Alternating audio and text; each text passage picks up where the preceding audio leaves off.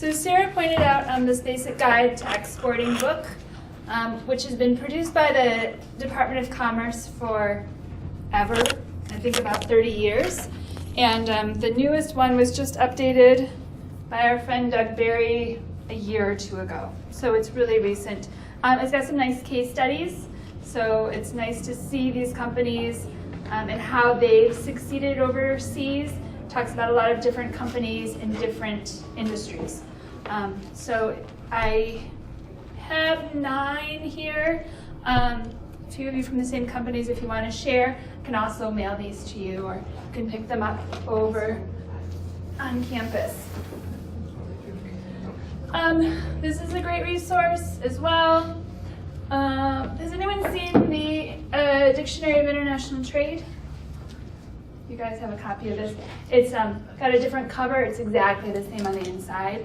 So this is really nice. And again, I think of it more of it as an encyclopedia, but as well as a glossary. There's a lot of key international codes that are used, international signs, maps. There are sizes of different shipping containers, so if you're trying to sit at your desk and calculate how many baseball caps fit in a container load, you can do so with the use of this.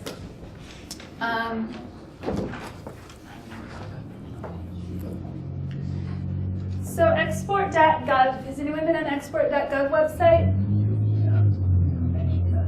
Yes, it's a fantastic resource. So the National Export Initiative is a little over 2 years old, and Sarah, could you pull up export.gov, please? The National Export Initiative is a little over 2 years old. The idea is that we're doubling U.S. exports within 5 years. If you've worked with the federal government before, you notice that they're not completely easy to work with and streamlined. Yeah, there's a bit of a bureaucracy going on. There are actually 16 different agencies within the federal government that have something to do with exporting. So they all have come together on this one website, export.gov, to give U.S. businesses the information they need to go overseas. So you can register, and I highly encourage you to register. You just need to put in like an email address. Down right now. Oh. I have it. Huh. I think I have it up. I have it up. I think that there's a link to it back on my PowerPoint. If you click that link, it's at the, well, you gotta open it up. You gotta open it completely.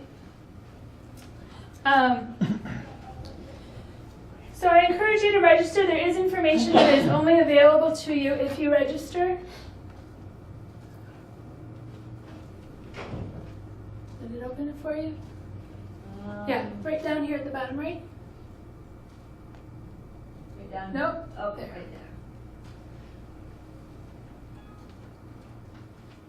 there. Oh. It's not from this computer for some reason. Okay, so if you've got it pulled up, you see I put in this little arrow, that was me. Begin exporting. You know how I said we have a 70-question interactive diagnostic tool called Company Overall Readiness to Export? Export.gov has 10 questions, and they're yes, no. Our questions have got like 4 or 5 options. So this is quick and dirty. Ours kind of tries to trick you, because sometimes you think you're ready to export, or you'll answer. Ours asks you the same questions in a lot of different ways to kind of trick you, yeah, so that it tries to be more objective. This quick and dirty test, though, if you were able to pull it up, I think it's 10, maybe it's 13 yes/no questions, and it gives you right away a nice answer, and then depending on how you responded, it directs you to different resources which will be most beneficial to you. So I encourage you to check that out. And one of the tools on here is also your tariff tool. So if you are exporting your baseball caps into Spain, and you don't know if Spain charges a tariff on U.S. baseball caps or how much it might be, then you can go to this tariff tool and enter Spain baseball caps, and it will tell you how much. So that's important for you because It's going to determine your selling price. It's going to determine your cost of doing business.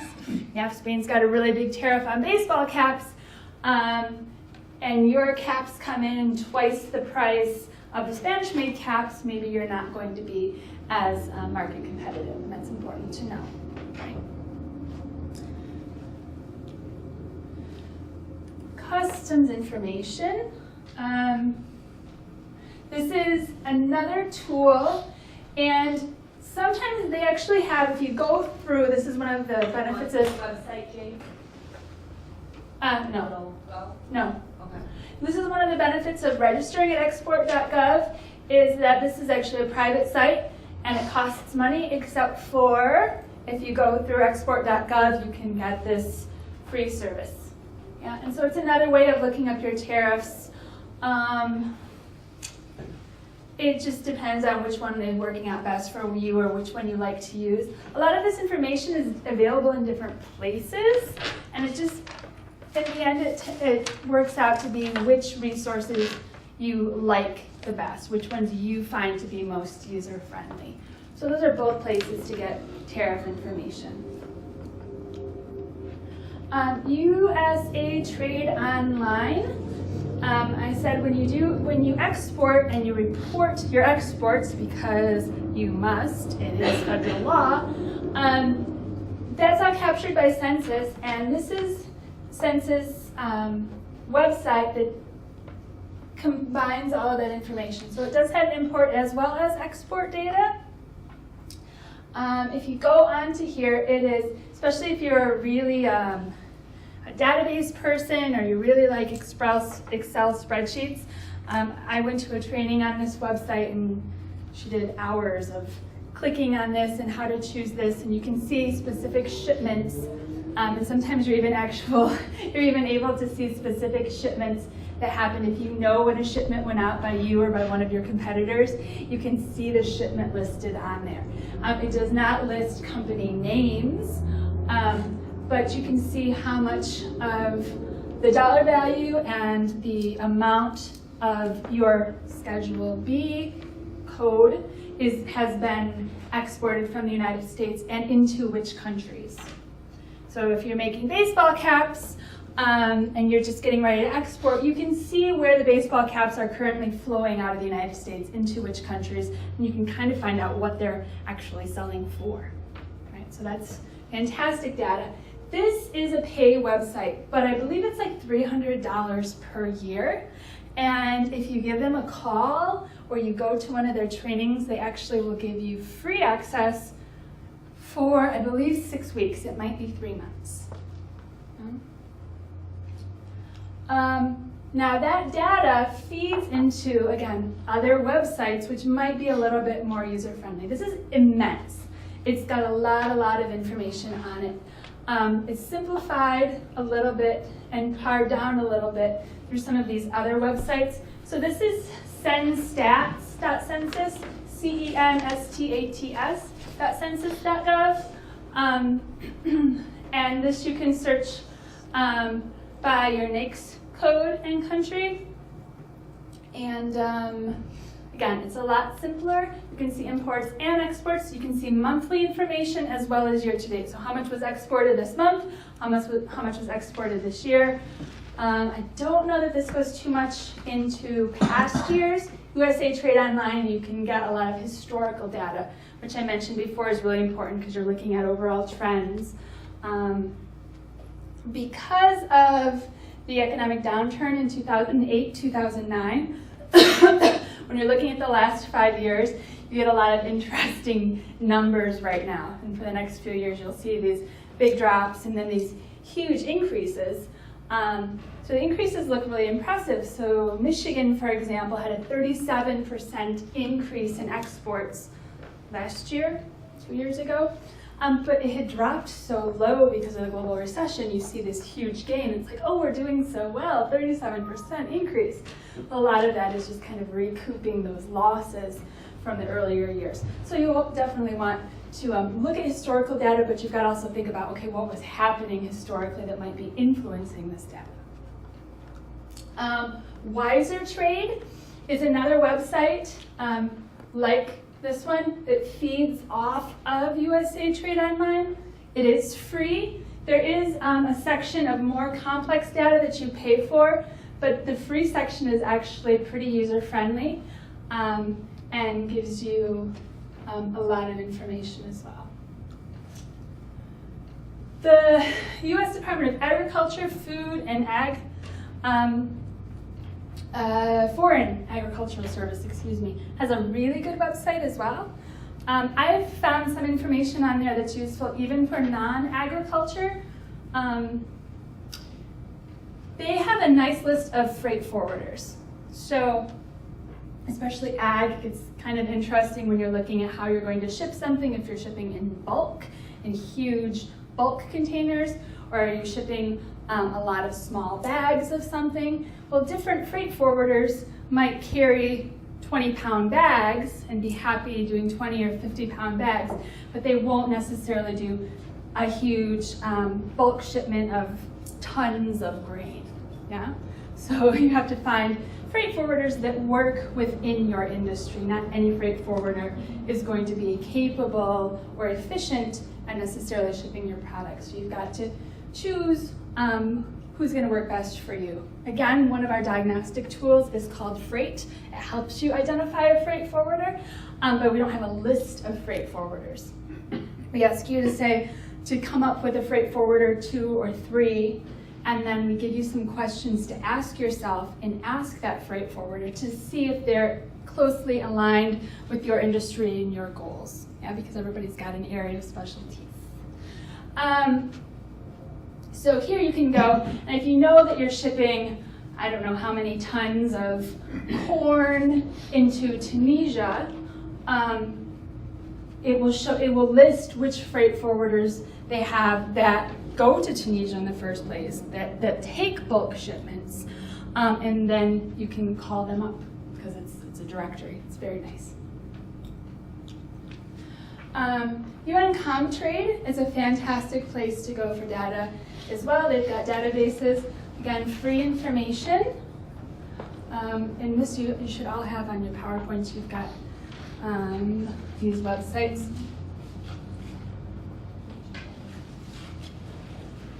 Now, a lot of the questions I get are from companies asking about other companies, right? You want very specific, and you know the name of your competitor down the road. Well, what's he doing? Right? That data, the government doesn't make that available for you. They don't give you the names of who's doing what.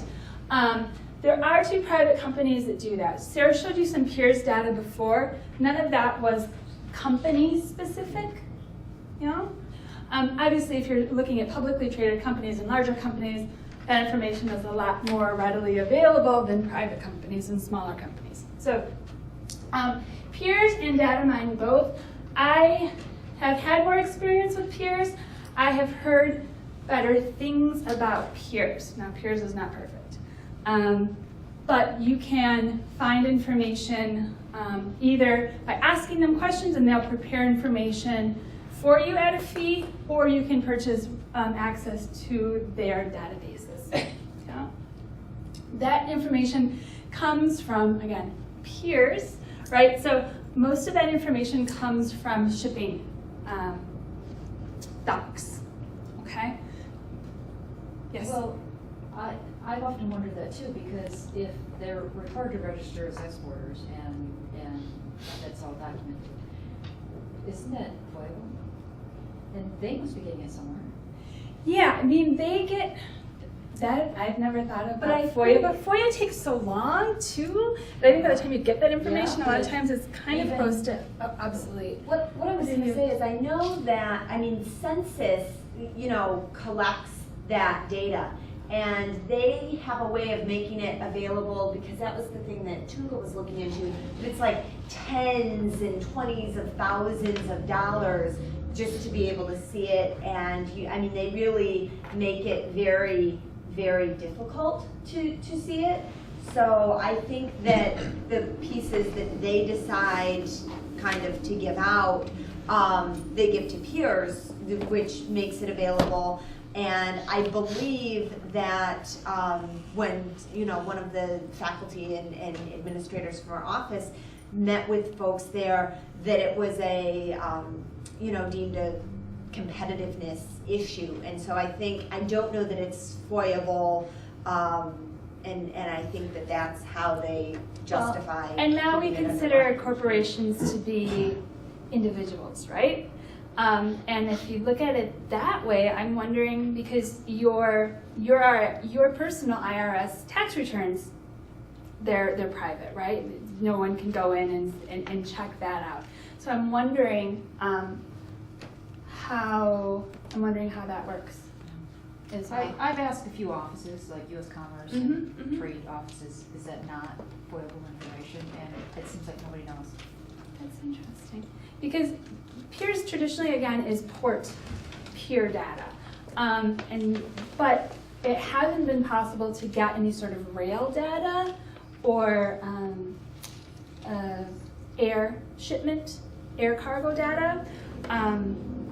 Trucking has been really challenging too. So PEERS is actually buying up some other companies, and it is expanding, and it does now have a lot of information on rail. Like in Michigan, rail is really important for us. Trucking is really important because we've got Canada right here. We don't put something on a ship to send it to Canada, right? So PEERS and the port data is going to skew tremendously what's coming out of the state. So PEERS is actually getting and capturing more of the non-cargo ship data. They do not have it all yet. So nobody's got it all, again, except for the federal government. And yeah, they're not very forthcoming. That we can obviously say. If it's able to be accessed during Freedom of Information Act, I don't know. It's a good question. Questions about that? We had some basic PEERS data before, and we no longer have access to that database through our business college because the prices went up and we weren't able to pay for it. Department of Commerce, sometimes some of the USAC offices can get you some of that information. And the state, I'm not sure if the Michigan Economic Development Corporation has paid for that. They were looking at purchasing that database as well. Sometimes some of the small business and trade development centers too that Jake mentioned occasionally have that, like especially as part of a STEP grant or something. So that would be on a case-by-case basis. You need to check. And mostly for, again, SMEs, so if you've got 500 or less employees. So industry reports, if you are asking for a specific report to be prepared for you, then usually that comes with a fee. Euromonitor, Fredonia, Frost & Sullivan, Department of Commerce. Well, actually, these first three, they've got a lot of reports on file. So I actually was on Fredonia. I had a company that was doing automotive metal stamping, and they wanted to go to China. I found a report on Fredonia that was about automotive metal stamping in China. It was like 30 or 50 pages long. It was amazing. I was like, oh my gosh, somebody's put this together, right? To purchase that as a private company, they might charge a couple $1,000s for a report like that. And if they don't have something on file, a lot of times they will create a report for you. It depends on how much you want to pay for it. My students will use portions of those reports that we find most relevant when we put together our reports, which are the Michigan Export Growth Program. And you have a green and blue brochure on that. Excuse me. This little guy here. So again, Department of Commerce does it for a much cheaper rate than the first three private companies. But they're pretty top-notch reports that you're getting. I don't say you always get what you pay for, but they're very solid. Department of Commerce, depending on who you're working with, I've heard really good things, and I've heard less good things about those reports. I probably hear those same things about my reports that my students prepare. So I have a team of undergraduate and graduate students, and working in conjunction with faculty at the business college, we have a program where we will put together a specific report for your company, for your product in the countries of interest that you have. Usually those reports take about 6 weeks to create. Depending on how many countries you're interested in, those reports sometimes are 5 pages long. We just did one that was about 50 pages long. So there is an application online. It takes about 5 minutes to fill out. And once we receive that, we usually give you a call and sit down and do a conference call with our team and talk about what sorts of things your company's already doing internationally and what your goals and interests are. And then I set my team free to do that research. So they use all of these resources that we're discussing. We do have access, as I mentioned, to some of these databases through our business college library, which means we have some access to things that private companies or small companies don't necessarily have access to. We also have teams of students who are used to doing this research and that get paid to do this research as internship for them. So it's a great experience for these students. Small companies, usually you don't have the time to sit down and spend hours and days on the Google searching this information out. You're usually too busy trying to complete your day-to-day operations. So what we do is an initial overview of the industry, of the countries you're interested in, and give you some background information so that you have that at hand, and that's a nice tool as you begin to move forward and create your export plan. Questions? We still have to follow up, guys. So I just mentioned that it is a free service. We think it's good for companies, it's good for our students, and it's good for communities, obviously, when companies thrive and they're able to hire more employees, right? So we talked a little bit about tariffs earlier. The US has free trade agreements with these countries. You might have heard of the South Korean one being recently signed. The Colombian one also just went into force a few weeks back. Panama hasn't quite gone into, I don't think it's been implemented yet, it's been signed. So it's just kind of some final negotiations that are happening. So recently when the South Korean one went into force, the South Korea and European Union trade pact had just gone into force a couple of months before that. So cars, for example, from the EU were falling to almost a 0% tariff rate from Europe to South Korea, while US cars were still paying about a 12% tariff to enter into South Korea. So that was putting us at a disadvantage, right? Because European cars were cheaper for South Koreans than US cars. Now that that is in force, every year, those tariffs, depending on the classification of the good, these things aren't one-page documents. These are huge with different chapters, and different types of goods have decreasing tariffs over about 5 years. Usually at the end of 5 years, the tariffs tend to zero out. But now that the US one has come into play, now US cars into South Korea are on a level playing field with European cars, which is nice. Yeah, we were a bit of a disadvantage for a couple of months there. But all of these are worth checking into because your products are going to be cheaper for consumers in those countries. And again, the tariff tool helps you with that. And you can see what those tariff rates are. Why is Canada at the top of the list? We mentioned already red tape, right? There's not so much red tape in Canada. They speak the same language we do for the most part, makes it a little bit easier. They're on the same time zones. And if you haven't done international business before, learning to deal with different time zones is actually quite a challenge. Yeah? It's good to be able to communicate with your partners when you need to communicate with them. So those are all different factors. We have very common histories and roots, so we feel an affinity. And Canada is very close. Geographically, the logistical costs are less in dealing with Canada. I think that's why 90% of Michigan companies that export do so to Canada. Okay, so you've all got this chart.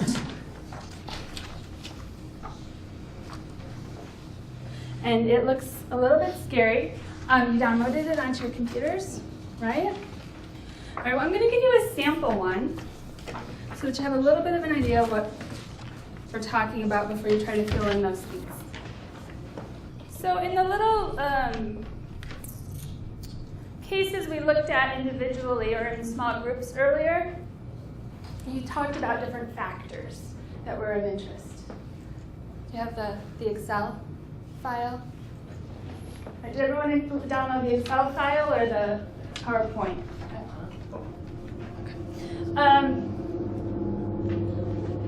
So what you're going to need to do is make a list of your factors.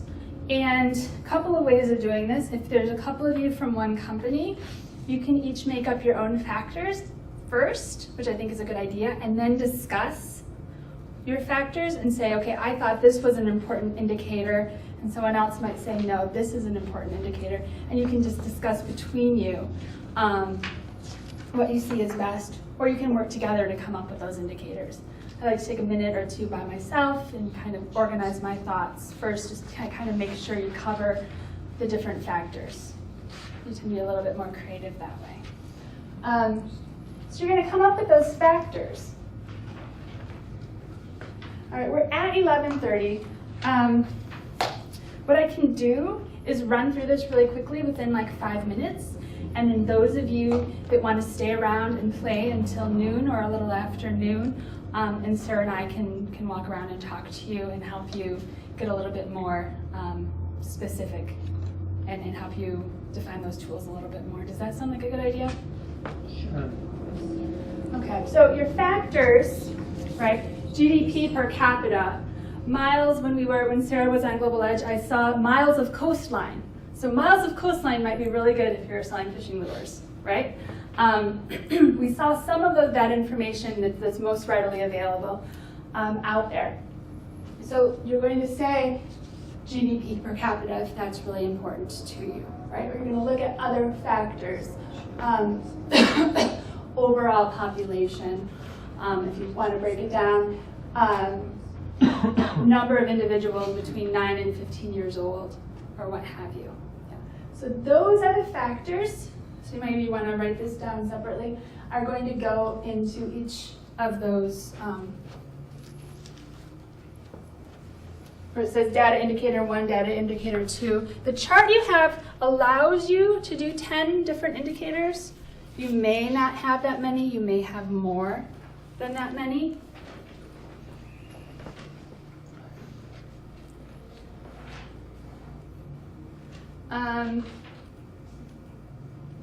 So once you have your indicators, then you're going to want to weigh those indicators.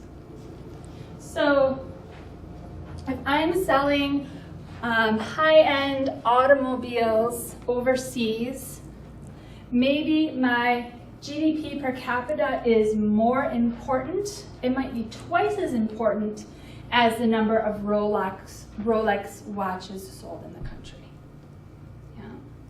So if I say that GDP per capita is twice as important than Rolex watches, then GDP per capita is going to have a weight of 1, and Rolex watches are going to have, is going to have a weight of 2, and, all right, let me start again. How did I say this? GDP per capita is more important, so it's going to be weighted heavier. So that might be weighted as 2, and if Rolex watches are half as important, I might weight that as 1. Does that make sense? I'll explain that again. What you can do is start listing your indicators down here at the bottom. So on the sample I gave you that's filled in,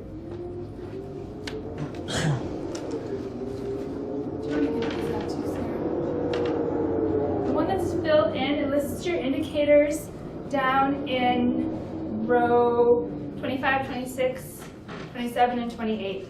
Yeah? So you can type in the indicator in that space. Type in the name of the indicator or write down what your indicators are.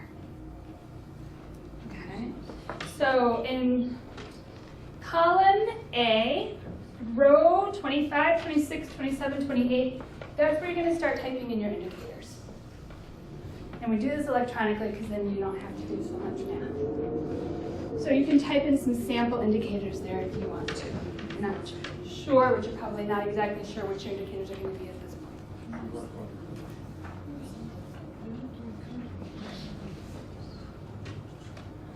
No, I didn't get it back. I don't think I got it back. Does somebody have the thumb drive that we sent around? That purple and... Okay, so you've got your indicators listed in column A, rows 25, 26, 27, 28. Yeah? Now you have to weigh those indicators. So what you can do is say the most important one might be 10. Your least important one might be 1, or it might be 3. Questions so far? You list your indicators, you weigh your indicators according to which one is most important. Yeah?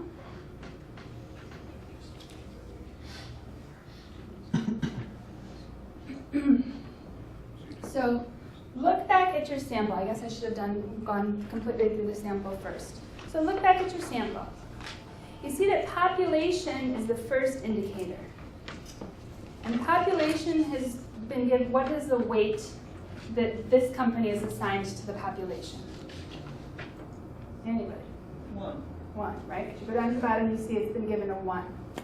Okay, so what your program that you downloaded, what it's going to do for you, it's going to calculate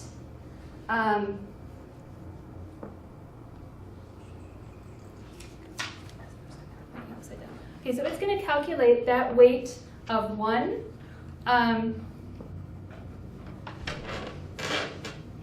Before it calculates, you've got all of your population in. Okay, let me start again. All right, so you've got your indicators at the bottom, you've got their weights. You find the population, you're going to enter the population. Right, I should have said number 1, number 2. I'm going to send this to you guys so that you've got step 1, step 2, what to do. So you enter the population in there. Where So do you you- enter? That's You're going to enter it right up here, right where it says indicator 1. You're going to have your countries listed, and then you're going to have your population listed. If your first indicator is population. If your first indicator is miles of coastline, then you're going to write miles of coastline, and then you're going to write how many miles of coastline there are all the way down B. Yeah? This is the first time I've explained this to a big group and not an individual. I've done it sitting down myself, so I do apologize. Okay? So looking at whoever has, if population is your most important thing, right, you're going to look at which country has the highest population.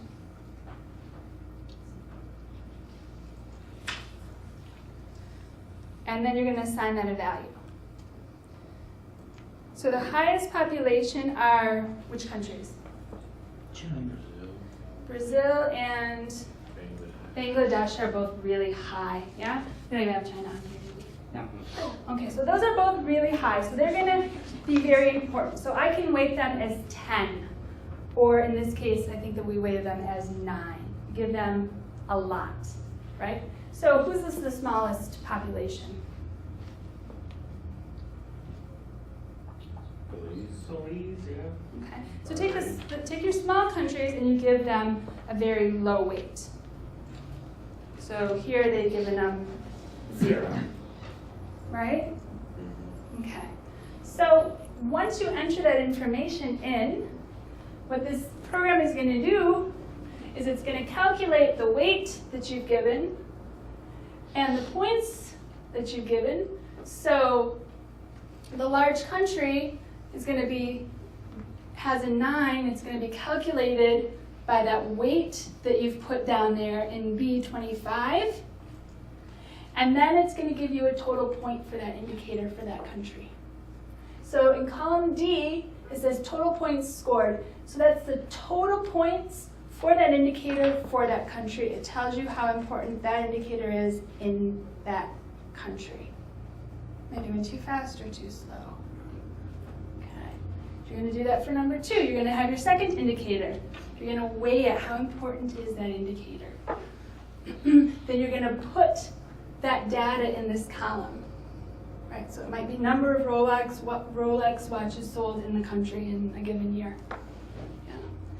And so this is going to calculate, once you look at those numbers, right, whichever country has the most Rolex watches sold, you're going to weigh it the highest, right, in comparison to which country has the lowest number of Rolex watches sold.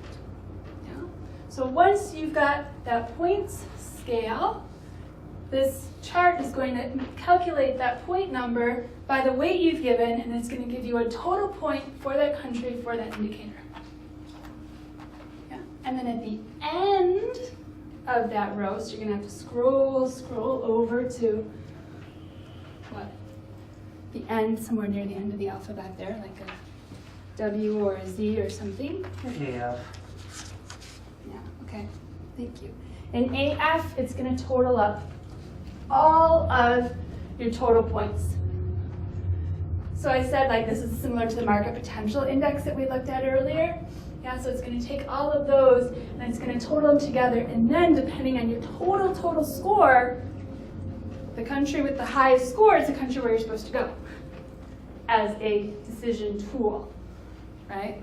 So you might go through all of this and you see that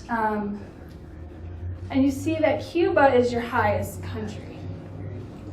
Well, you're probably not going to be doing business in Cuba because there are some illegalities that maybe you didn't take into consideration when you put together your chart.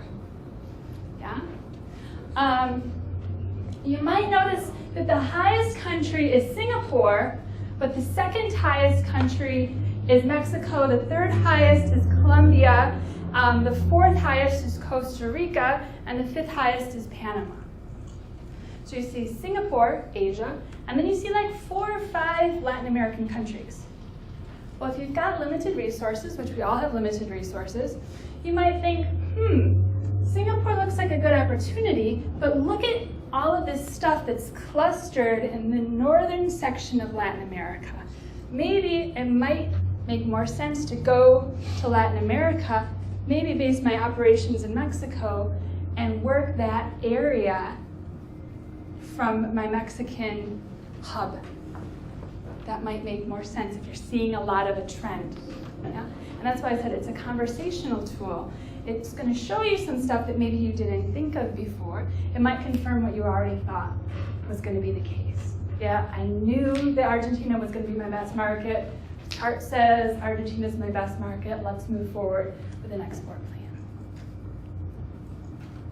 Okay. So it is 11:45. We did run over time. I do apologize. Again, I really appreciate this. This is the first time we did this exact workshop in this format. So I appreciate any feedback. If you've got feedback later, either to me or to Brent, to the chamber. If you want to stay around and work and discuss those indicators a little bit more with us and actually start to chart that out, Sarah and I will be here for a while. If you're coming back next week, this is your homework. And then next week we'll start to do some things with these charts and actually answer any questions if you have questions as you go to pull that data together.